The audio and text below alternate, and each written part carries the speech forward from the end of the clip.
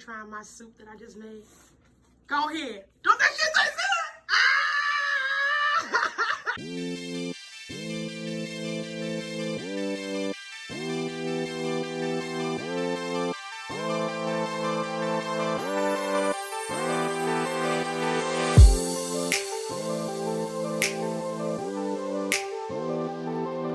Welcome back to my channel. Today is Sunday. Today is meal prep Sunday. So I'm going to be showing you all the foods that I'm going to cook this week and eat throughout the week with my family. My family is a very big blessing this week. They meal prepped everything. They cut up all the vegetables already. So this is what I eat in a day, and meal prep will be really quick to this week.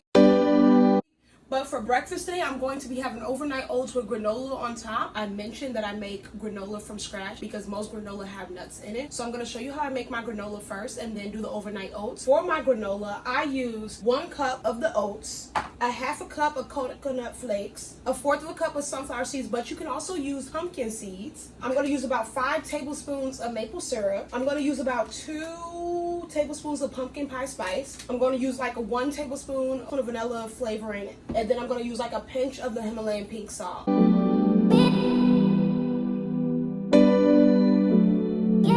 So this is what the mixture came out looking like. I'm just going to put it on parchment paper and bake it in the oven on 350 degrees for 20 minutes, and then you let it sit out for 20 minutes.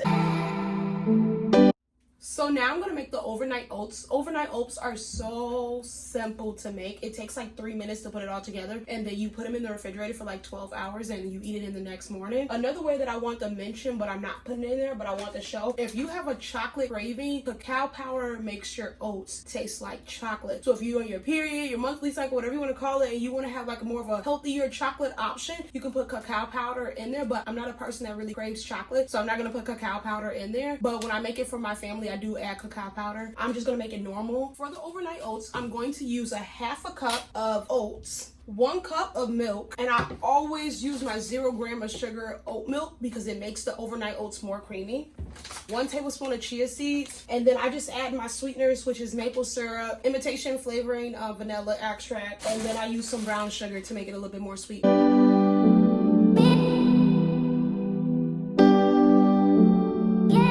So this is the final product of the granola. It just got done baking for about 20 to 25 minutes. So now I'm about to let it sit out for 20 minutes, and it's gonna turn hard until like granola crumbles, and then I'm gonna put it on top of my overnight oats. So this is what the overnight oats look like. They're really chunky at the bottom. I still have to mix them up.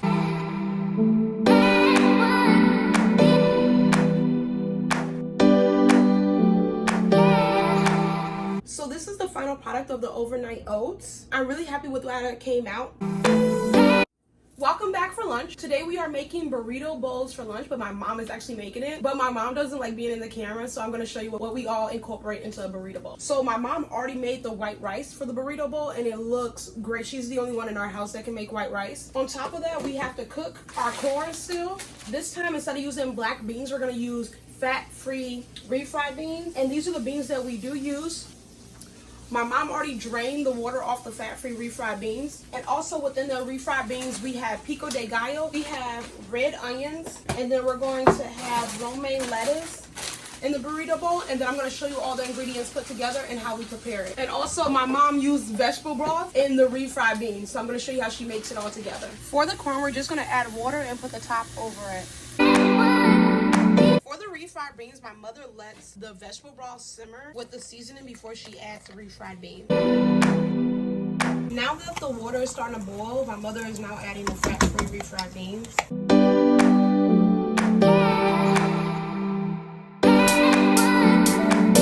So for the burrito bowl, we have everything already made now, and I'm just going to show you everything that's cooked. So we have our white rice already measured out. I just have to warm up all these ingredients. We have our refried beans, corn, romaine lettuce, pico de gallo, cilantro, and some limes. So this is the final product of the burrito bowl. It came out so good. If you do not want to use the limes, you can always use this lime salt, which is really good as well. You can also add guacamole if you want to. We just choose to add it on every other day because guacamole is still a fat, and we want to still limit our amount of fat that we have. But this burrito bowl really came out well, and even the refried beans is a great substitute for meat because the taco sauce actually makes it taste like a meat. So if you like this, please continue to watch for dinner.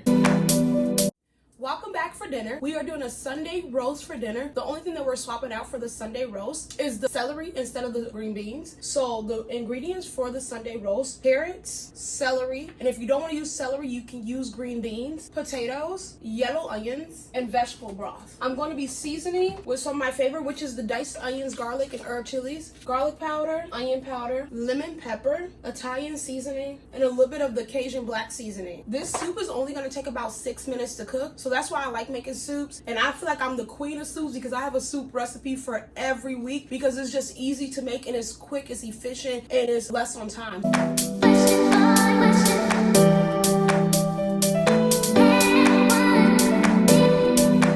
So I've now put all the ingredients into the new way, and I'm only going to cook the soup on about 6 minutes, because I don't know if you've heard in the last videos, if you cook the soup more than 10 minutes, the potatoes really do cook down and it becomes like a complete soupy mixture. And I like my potatoes still whole, so it's about 6 minutes is like the sweet spot for us, where the potatoes are still like, you can stick a fork through them, but they're not like too mushed down.